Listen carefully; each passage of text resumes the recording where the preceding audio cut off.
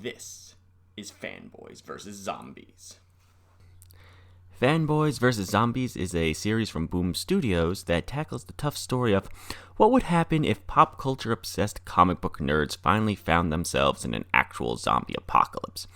Would they handle it like they pictured themselves handling it in their fantasy, or would they piss themselves and become zombie chow? For this review, I'm going to change things up a little bit. I want you to experience the story the way I did. When I found this series, the store didn't have the first volume, so I started reading the second. So I'm going to start with the second volume, with Mel Michonne here on the cover. We open up with a brief recap of Volume 1, letting us know who in the group of friends got it and who survived the initial zombie onslaught, and that 1 month has passed since the invasion began. We meet up with Mel Michonne here as he tears through the city on a motorcycle with a katana. He ends up wrecking, but is rescued by Pinky here, or as I like to refer to her as the walking trope of, she is super hot and completely batshit crazy to the point she is probably amazing in the sack and that I'm willing to risk losing vital parts of my anatomy to her after I fall asleep and I'm done railing her. And it turns out that this whole situation has just been an ongoing game that these two have been playing to pass the time during the zombie apocalypse. Because, you know, you have so much free time when one of those happens. I remember the last one I was in. It was better than a vacation. We see that the group has been holding up in the now abandoned hotel, and we get the sniper from the Resident Evil Apocalypse movie, who appears to break the fourth wall and talk to us. He gives us a tour of the compound, including with the command center and seeing strong female lead here. She asks Sniper if he's talking to himself again, while she ponders where two of their missing friends are. It's the zombie apocalypse. I hate to be cruel, but it's probably best to assume the worst and just move on. Then Missy Portman, our stand-in for Natalie Portman, enters and they start their meeting. Strong female lead tells them that the crew has some decisions they need to make, and Mel Michonne reminds them that he's not part of the crew, he just helps out from time to time, and he doesn't want to join up because he's seen this horror movie before and knows the black man dies first. I actually love the use of this line here because it brings something from real-life nerd culture into a scenario that's supposed to be real, and I could see someone in real life saying this. They then ruin it with Mel Michonne telling them that they were only willing to let a black man into their group after the world went to hell, and they need help. Strong female lead returns with, "You're right, and the makeup of their group has been a little eggshell in color." Remember, people, don't pick your friends based on common likes and how well you get along with each other as people. You have to make sure they check off a marginalized box. And she then tells him that comics with black characters don't sell well in this marketplace. Mel Michonne tells strong female lead that is a self-fulfilling prophecy, and if comics reflected diversity in the first place. And so after completely derailing the story here is your required dose of SJW. But remember this scene because I will be coming back to it. It gets better. Trust me. Strong female lead reveals that she wants to hit the road, with it being a month without seeing their missing friends or any sign of rescue. The others still aren't keen on leaving without finding out for sure what has truly happened to their friends, when Natalie says that she thinks she has seen their friends, or at least someone who looks like them, wandering about at night, and that the zombies seem to be more active at night. She thinks that they're communicating and planning something, coming off as some sort of occult wacko. So, pretty good approximation to the real one, right? The others are dead set on not abandoning their friends, with strong female lead reiterating that this is not some game and that there is no high score to achieve. Anyway, they decide to sleep on it, with Sniper taking the first watch. As he mopes around, he decides that, alive or dead, the job isn't done, and heads out into the zombie wasteland that is San Diego. Strong female lead comes to reveal Sniper to find out that he has left a Lego decoy, yet again, and disappeared. Natalie bursts in to tell strong female lead that he's gone. Sniper, out in no man's land, proclaims himself to be the baddest zombie killer around. He promptly gets overwhelmed and starts to run like you'd expect someone who has hyped themselves up but can't actually back it up. The rest of our trusty crew mount their Halo Warthog and head out to find Sniper as strong female lead tells everyone that Sniper is the worst zombie killer ever. I mean, the zombie apocalypse has just started. Give the boy a chance. Natalie finds out that Pinky and Sniper are brother and sister, and when I first read this, I was getting a bit of an incestuous tone, but it's probably just me. I mean, Pinky does reveal that they're adopted. They then make comment about how Pinky has freed all the animals from the zoo. We have another fourth wall break, and it appears that we, the readers, are helping Sniper fight off the zombies video game style. Possibly? The others have become lost, but Pinky squirrels her way up a giraffe and spots Sniper. They race to Sniper but wreck their hog as they arrive. However, a rampaging zombie rhino saves them. They then start to fight their way out, but the massive weight of all the zombies starts to bring down the building behind them. They survive, but are now underground and separated. They fight, running to a preserved underground area where they find that other attendees of the Comic-Con have survived, and the con must go on. We meet Gunther. Virgin for life. No, wait, never mind, I had it right the first time. Who is the one in charge? He begins to show them around and introduce us to our Robert Kirkman stand-in, Kurt Keel, creator of Survival of the Damned, who appears to be being held hostage. Virgin wants them to pay the admission fee to stay. Strong female lead tells Virgin that they still have a friend outside, and once things settle down, they'll leave to look for her. Pinky then lets it slip that it's Natalie, who was supposed to be a guest at the con, and this piques Virgin's interest. Although, I think it's piquing something else. Virgin orders his goons to attack, and they all start brawling and Sniper gets taken hostage. Strong female lead then takes Virgin hostage. The guy holding Sniper tells her she ain't got what it takes, and she plans to just fire a warning shot, and right between the eyes on the first try, the girl's got headshot skills. She then runs off, letting the others get captured and locked up. Sniper breaks the fourth wall again, and we, the readers, either let them out or he's insane and gives us the credit. Kirkman sees them escaping and wants them to take him along. However, Mel Michonne wants to know what skills can he bring to the group, because just being a comic book writer, what's he gonna do? Draw them a picture? Kirkman then gets all big and bold, telling him that he's the world's foremost expert on zombies, primarily from writing fiction, and that they'd be stupid to leave him with his wealth of knowledge behind.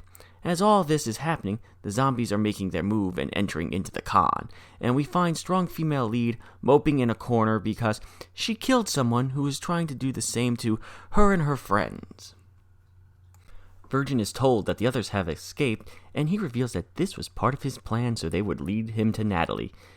But he then sees the con is now being overrun by the undead.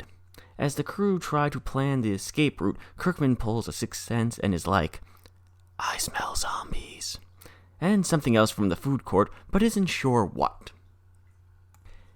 They find the gang of gorillas that Pinky let loose from the zoo has busted in and starts tearing up the zombies. Instead of using the great apes as cover, Pinky jumps in with her hammer space mallet to save the animals, forcing the others to join in as well.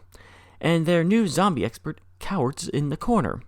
After Kirkman ponders over the zombies' behavior, knowing they're mindless, but to overcome the defenses, they would need to be in such great numbers that he thinks this may have been a coordinated attack.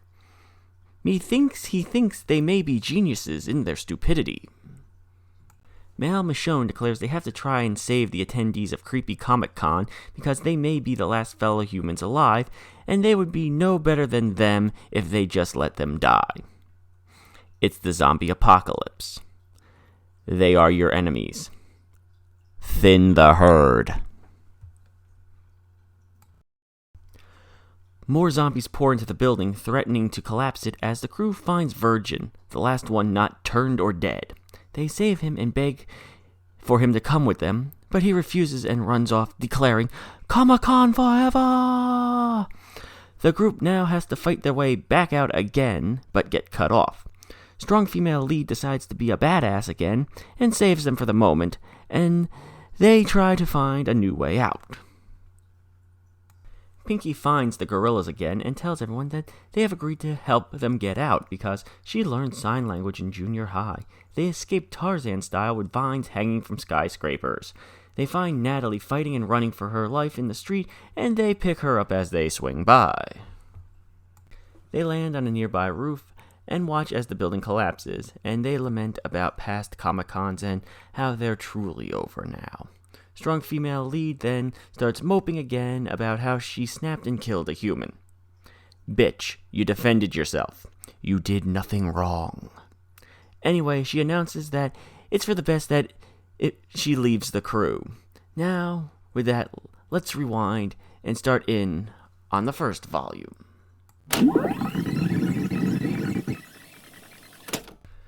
We open with a narration about how San Diego Comic-Con is the biggest con of its kind, where zeros and heroes meet, that it is nerd prom, and how our group of intrepid heroes are all old friends and meet up every year. Some years are fun.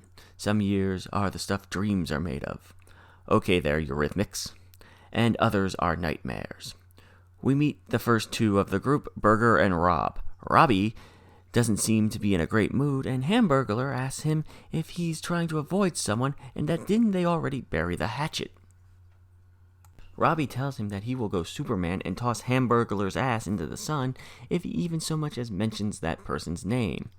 We then see Pinky and future Sniper. We have a random idiot start to beg Pinky for help as he needs a 3-day pass and showed up to the con without a pass. She flips out on the poor fool, and Sniper tells her to calm down, warning that he'll send her back home if she doesn't behave since she wasn't supposed to be allowed to come to the con anyway. We meet up with strong female lead as she poses for a photo op with a, at the moment, zombie cosplayer. Friend and fellow Wrecking Crew member, J-Mac, takes the pic. She then wants to know why Big Mac here is eating a disgusting convention center hot dog. He offers her a bite. She turns it down, not wanting to catch his tropical herpes germs. Big Mac replies it's not herpes, it's kuru that he picked up while in Tijuana, as he tries to play his not-so-smooth game on her. Great pickup game there, Beavis. Hey, baby, I got 3 different kinds of previously unknown crotch rot. You want a bone? She tells him that they're just friends, and what makes him think she'll just throw down with anyone. Then it dawns on her, and she asks if he's been talking to Robbie Boy and Sniper. He just gives her a look, and he tosses the rest of the hot dog in the garbage. And strong female lead is like, we're ending this right now, and goes to find Robbie Boy and Sniper. The mystery meat is left to ferment and gather extra flavors, so to speak. The sad part here is anyone who has been to a convention of just about any kind knows there are people like this. And we have our patient zero. We rejoin Robbie Boy and Sniper as they go back and forth over who strong female lead actually belongs to, while making lame pop culture references. As they go back and forth, Sniper reveals that he has already laid out plans for revenge against Robbie Boy, and on the panel's big screen, up comes a picture of Robbie Boy doing cosplay of a character from a kids show called Mr. Satan Pants. Oh, wait. Typo. I mean, Mr. Satin Pants. Robbie Boy then announces to the room that Sniper had once tried to get laid on Craigslist, derailing the entire panel on an innocent children's show. As they continue, strong female lead enters and is like, I know you two ain't talking about me. She then lets them know that neither of them were all that. Or a bag of chips, I assume. So she went from one friend to the other friend to the other friend. She must be the group's main source of transportation, because just about everybody has had a ride. Then some dude starts creeping on Pinky, and as he grabs her, she grabs back, hand coming off in hers. The group then finds itself surrounded, and the zombie attack is on. They begin to fight their way through the crowd of undead nerds, which, I mean, how hard is that? They weren't that big of a threat when they were alive. They escape the room and get back into the greater convention hall to find it completely trashed. They decide the best place to hide is in the skybox broadcast and control room. They trick the operator and force their way in, where they can now look down on the whole of the zombie apocalypse taking place. Now trapped in the control room, the operator tells him that there is no way out of the convention center as Homeland Security has retrofitted it as a disaster-proof bunker and that the emergency doors have been triggered, trapping everyone inside. Robbie Boy then spies his fanboy crush, Natalie, trapped at her autograph booth and some D&D cosplayers kicking some serious ye old zombie ass and decides he will go save her. After the group argues about it for a while, they go to save Natalie via the new Comic-Con zip line that CBR installed for some reason, and it promptly breaks under the weight of all of them trying to use it at once, with the crew crash landing on generic action hero stereotype X. Hamburglar finds the security booth and starts to fight off the zombies. Robbie Boy runs off to find Natalie, and finds her he does as she holds a crossbow on him. He makes a lame Star Wars reference and asks what happened to the D&D cosplayers that were defending her. She informs him that she ditched those losers as soon as they lost. The rest of the group then finds themselves staring down the D&D zombie cosplayers. I have to say, I'm disappointed in these zombies. Where are the pink ribbons peace-bounding those weapons? You might trigger someone. They get away only to find out that Robbie Boy has been bitten. They only have a moment to contemplate what to do before more zombies find them and they're on the run again. They lose Pinky, but she comes back in a knockoff loader from Aliens. Buying another few minutes of respite, Natalie tells them of her private helicopter parked on the roof, and we see Robbie Boy's arm start to go all funky. But energy drinks seem to slow the zombie infection as they sneak their way through the horde. Big Mac gets separated from the group and, well, becomes a Big Mac. They do manage to get him away from the horde. Well, most of them. Generic action star stereotype X tells them time to make the tough decisions. But strong female lead points out that Big Mac's wounds aren't going all funky like Robbie Boy's, and they realize that somehow he must be immune. Hamburglar wants to get Big Mac out so they can save the con, and if they can get the antibodies he has, they'll be safe.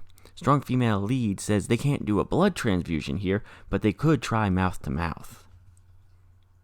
Sniper then chimes in on strong female lead's plan as turning it into a makeout party and calls her out on just trying to cross more names off of her list and just keeps moving down the group. Damn, she really is the group's main mode of transportation. They all start swapping spit with each other, and everybody gets a ride. After the girls mac on the two celebs and each other, Natalie kisses Hamburglar and leaves it up to him to transfer the zombie-fighting antibodies onto the rest of the boys. Robbie Boy and Sniper lock lips, and they check Robbie Boy's bite, and the infection seems to be subsiding. They make it to the base of the last stairway, and the zombies come again. Strong female lead has Pinky cover their rear as they don't know what's up there. Pinky grabs generic action hero star stereotype X to go with her. He admits to her he can't kick ass in real life, and he's actually a coward. Pinky is like, "You can kick ass, and I will teach you." And they begin slaughtering the zombies. At the top of the stairs, the others find the entrance to the roof at the opposite side of a zombie-filled atrium. Pinky and generic action hero star stereotype X return, announcing that it'll take weeks to mop up what is left of the horde below them. The group realizes that they can't make it to the other side without a distraction. Generic action hero star stereotype X decides to sacrifice himself as he wants to die as the world's greatest action star in real life, and runs into the horde, letting the others make it across. Once there, they find the helicopter waiting, but the pilot has gone zombie, and for some reason the helicopter explodes. Strong female lead tells the group that they just need to signal someone else down below to save them, and Sniper is like, "I hate to rain on your parade," as they all look down over the edge of the building and realize the entire city is engulfed by zombies. So that ends Volume 1. Now remember all the stuff they made mention of in Volume 2 that had happened from the start of the outbreak until then? Yeah, we see none of it. None of the animals getting released from the zoo, nothing. But, oh yeah, it gets better. Remember Mel Michonne? We did not see him once in this volume. He does not appear until the opening of Volume 2, which means the entire point of his creation and introduction to this story was so the writer could call the reader racist. So, that is where I leave you for now. We will finish this pile of putrid flesh next time. See you then.